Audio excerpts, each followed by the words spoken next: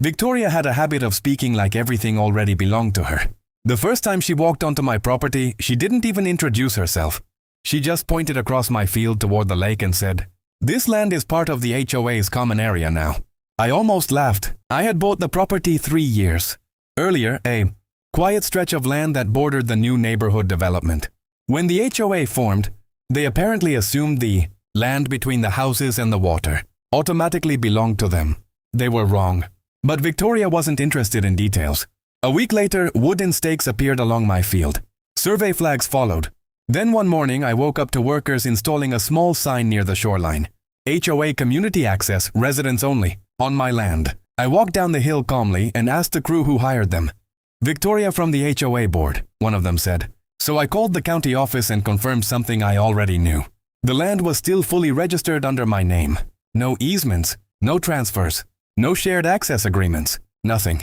That afternoon, Victoria marched over again, arms crossed like she was expecting an apology. "You need to stop interfering with HOA property improvements," she said. I nodded slowly. "Sure," I replied. "Right after we check something." I walked back to my truck and pulled out a long envelope. Inside was a certified copy of the property deed and the official survey map. Victoria barely glanced at it.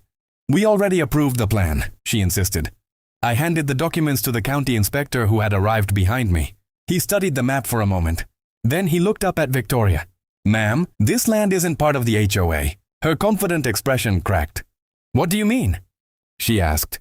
The inspector pointed to the survey boundary line. "The HOA property stops about 50 yards back."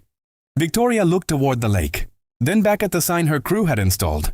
Silence. The workers quietly removed the sign that same afternoon. The stakes disappeared the next day, and the HOA never mentioned community access again. Victoria still walks the neighborhood like she's in charge, but she avoids the path that leads to the lake. Because the last time she tried to claim my land for the HOA, she forgot the one thing that actually matters: the name written on the deed.